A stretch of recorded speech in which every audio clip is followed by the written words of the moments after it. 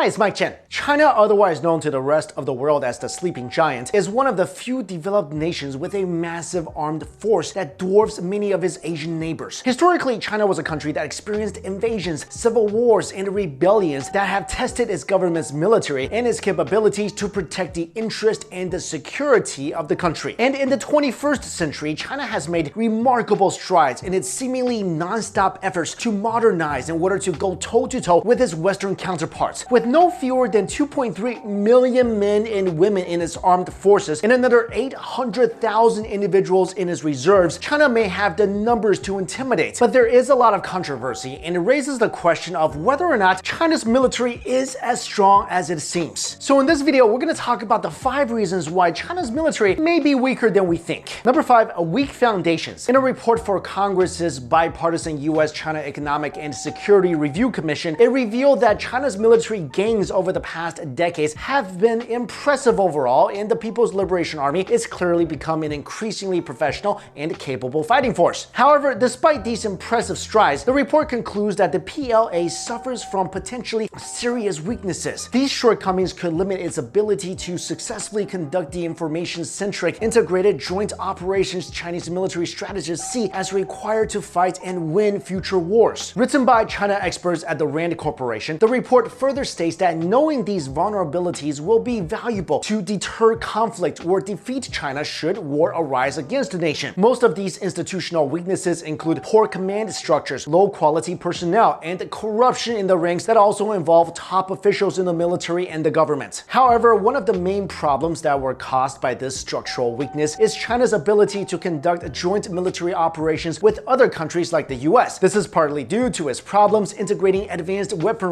as well as conducting proper training for its personnel. To put this picture into perspective, the People's Liberation Army still conducts what is called long-distance maneuver training at speeds that are determined by how fast the next available cargo train can send its tank and other arms forward. In a world where mobilizing your troops and transportations by air, moving them by train is an antiquated system that worked back in the First World War. Also, China may claim they have nuclear weapons, but with its questionable ability to introduce modern weapon systems, it is a bit scary that they can push that shiny red button anytime by accident or worse. What's scarier is that the report details that Chinese armed forces is quite vulnerable to cyber attacks that could disrupt its informationized high technology from its aircrafts to its missiles. Number 4, confusing loyalties. It's common knowledge or common sense in most countries around the world that their armed forces are sworn to loyalty to their governments regardless of the nation's political affiliation or ideology. It's a different story with the Chinese military, however. According to the US Congressional Research Service, the People's Liberation Army is not a national army belonging to the state. Rather, it serves as the Communist Party's armed wing, which brings confusion because who then is considered as the country's official military? Top-ranking members of the PLA, especially its generals, are also members of the Communist Party. So in a nutshell, it would be as if members of the Republican and Democratic parties have their own armed forces. And from the very start of a PLA soldier's career, he is sworn to protect the Chinese Communist Party in the ideology that it stands for, not the constitution of the land and not China or its people. To say the least, the PLA may be seen as the world's largest guerrilla army because of a political bias that the members of the Chinese Communist Party strictly enforces. Also, the PLA is missing one of the most important characteristics of an armed force: joint command. This is when members of the military, Air Force, Navy, and Marines can work together when needed, as well as be able to know what the other branch is doing. In China, this is an important element missing in their structure. While there have been claims from Chinese media and some government agencies that a joint command system is being established in its military, other reports conflicted, saying the opposite. Without having a clear joint command system, it would be difficult in times of war or conflict for any military to communicate with each of its branches. And for a country with what's considered to be the world's largest standing army, lack of communication can spell disaster. Number 3, poorly equipped soldiers. To date, the Pentagon says that it cost about $17,500 to equip a single soldier of the US Armed Forces. This includes high-tech weapons, advanced gear, body armor, and all other bells and whistles. These guys mean serious business and they are dressed for the part. In China, however, due to the corruption within the PLA ranks and the Communist Party, their soldiers are not as as fancy. According to reports, a single soldier of the Chinese military is allocated about $1,500 for his entire gear, and almost half of that amount goes to just his gun. And some of the equipment that they do have no longer even fit their new recruits. Even though China is now spending about $120 billion a year on their military, a large chunk of that spending goes to reconfiguring and